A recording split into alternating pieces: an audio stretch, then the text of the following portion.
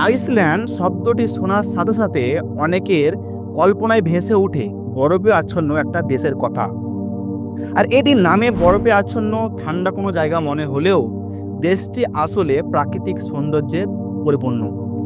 Hi viewers, আমি রাজু। আজকে আলোচনা করব আইসল্যান্ড সম্পর্কে, যে আইসল্যান্ডকে আমরা বরফ এবং আগুনের দেশ বলে থাকি এবং কেন এখানে সাপ এবং মশাবিহীন একটি দেশ, এবং এই দেশটি যে আশ্চর্যজনক কিছু তথ্য সেগুলো আপনাদের হয়তো এখন পর্যন্ত অজানা। তো আমি সমস্ত কিছু এই ভিডিওতে আলোচনা করব, অনেক গুরুত্বপূর্ণ, শেষে ইন্টারেস্টিং কিছু পয়েন্ট বলবো যেগুলো আপনাদের আজ পর্যন্ত কেউ বলেনি।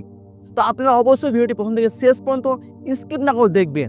আর যদি ভিডিওটি শেষ পর্যন্ত দেখে ভালো লাগে তাহলে একটি লাইক করবেন, এবং যিনারা এখন পর্যন্ত চ্যানেলটি সাবস্ক্রাইব করেননি অবশ্যই সাবস্ক্রাইব করে দেবেন এরকমই নতুন নতুন কন্টেন্ট পাওয়ার জন্য। তো চলুন বেশি কথা না বলে ভিডিওটি শুরু করি। আইসল্যান্ড উত্তর আটলান্টিক মহাসাগরে অবস্থিত একটি নর্ডিক দ্বীপরাষ্ট্র এবং যার অবস্থান আর্কটিক সার্কেলের ঠিক নিচে। আর এই দেশের রাজধানীর নাম হচ্ছে রেইকিয়াভিক। এই দেশটি উত্তর আটলান্টিক মহাসাগরে গ্রিনল্যান্ড, নরওয়ে, স্কটল্যান্ড, আয়ারল্যান্ড এবং ফ্যারো দ্বীপপুঞ্জের মধ্যে অবস্থিত একটি আগ্নেয় দ্বীপরাষ্ট্র। ডিম্বাকার এই দ্বীপটি পূর্ব পশ্চিমে প্রায় 485 কিলোমিটার এবং উত্তর দক্ষিণে প্রায় 360 কিলোমিটার দীর্ঘ। পার্শ্ববর্তী গ্রিনল্যান্ডকে উত্তর আমেরিকার অংশ ধরা হলেও আইসল্যান্ডকে ইউরোপের অন্তর্গত রাষ্ট্র হিসাবে গণ্য করা হয়। প্রায় 1000 বছর পূর্বে খ্রিস্টীয় নবম দশকে ভাইকিংস এবং কোল্ডিক গোষ্ঠীরা এই দেশে তাদের বসতি স্থাপন শুরু করে।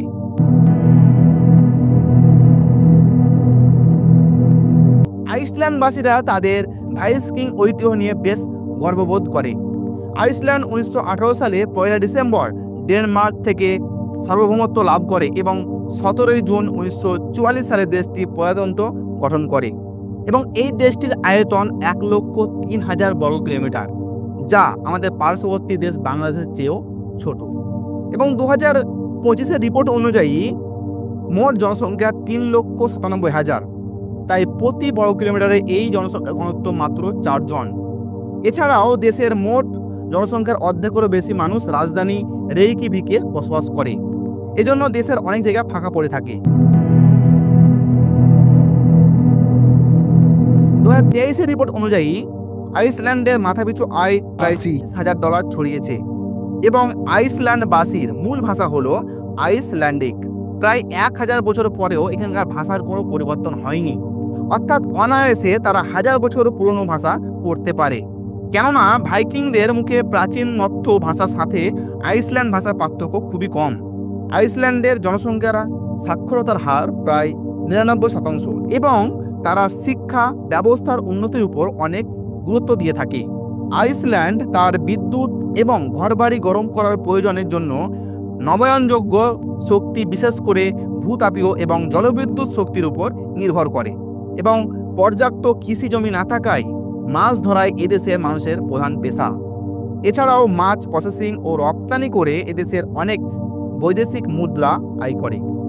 80% আইসল্যান্ডবাসী আইসল্যান্ডের ইভাঞ্জেলিকা লুথান চার্চের সদস্য, যা দেশের সরকারি চার্চ হিসাবে চিহ্নিত, এবং এই দেশের প্রধান ধর্ম হচ্ছে খ্রিস্ট ধর্ম। গ্লোবাল পিস ইন্ডেক্স 2025 রিপোর্ট অনুযায়ী আইসল্যান্ড হলো বিশ্বের সবচেয়ে শান্তিপূর্ণ দেশ, যার অবস্থান এর তালিকায় প্রথম। অপরদিকে পৃথিবীর শান্তিপূর্ণ দেশের তালিকায় বাংলাদেশ এবং ভারতের অবস্থান যথাক্রমে 123 এবং 115তম। এবং আপনি কি জানেন যে আইসল্যান্ডকে কেন আগুন এবং বরফের দেশ বলা হয়ে থাকে?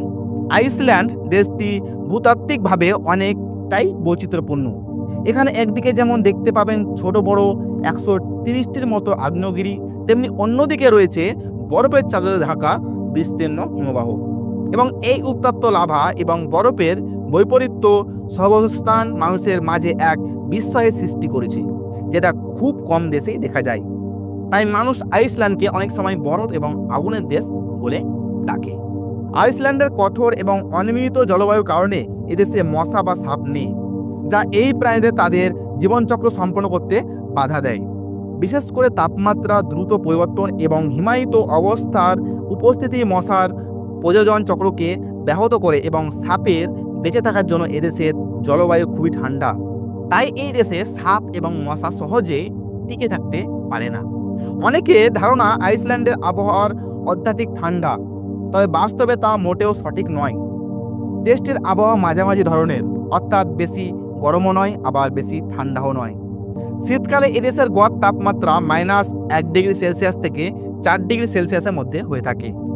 আইসল্যান্ড একটি রুক্ষ দেশ হওয়ায় এখানে গাছের পরিমাণ খুবই কম, তাই এদেশে কোনো বর্ণ নেই।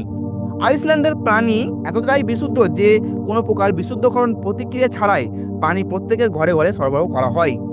এদেশে কোস্টগার্ড ব্যতীত স্থায়ী কোনো সামরিক বাহিনী নেই এবং আইসল্যান্ডের পুলিশ তাদের সাথে অস্ত্র হিসাবে বন্দুক বহন করে না।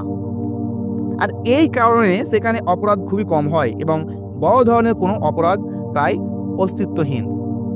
আর্কটিক শিয়ার হলো এখানকার একমাত্র স্তন্যপ্রায়ী প্রাণী, যা শেষ বরফ যুগের পরে প্রাকৃতিকভাবে দ্বীপটিকে উপনিবেশ করছে।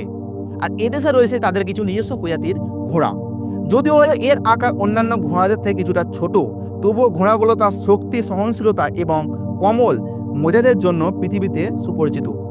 আইসল্যান্ড ভেড়াগুলিকে ঐতিহ্যভাবে গ্রীষ্মকালের মাসগুলিতে খোলা চারকোণ এবং পাহাড়ি ভূখণ্ডে অবাধে বিচরণ করার অনুমতি দেওয়া হয়।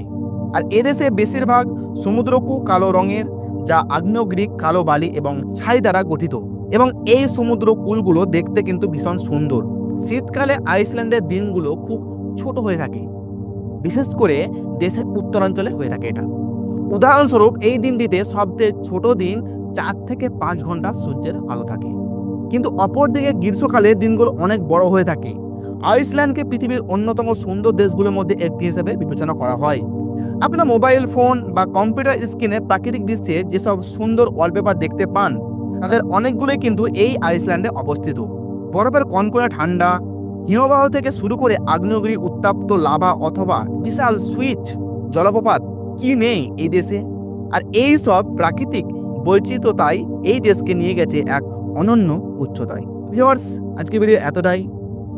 ভিডিও যদি ভালো লাগে একটা লাইক করবেন এবং আপনাদের মতামত অবশ্যই কমেন্ট করে জানাবেন। আর এখন পর্যন্ত যারা সাবস্ক্রাইব করে চ্যানেলটি, অবশ্যই সাবস্ক্রাইব করে রাখবেন। আবারও দেখা হচ্ছে আপনার সঙ্গে পরবর্তী একটি ভিডিওতে। ততক্ষণ টাটা, ভালো থাকবেন, সঙ্গে থাকবেন।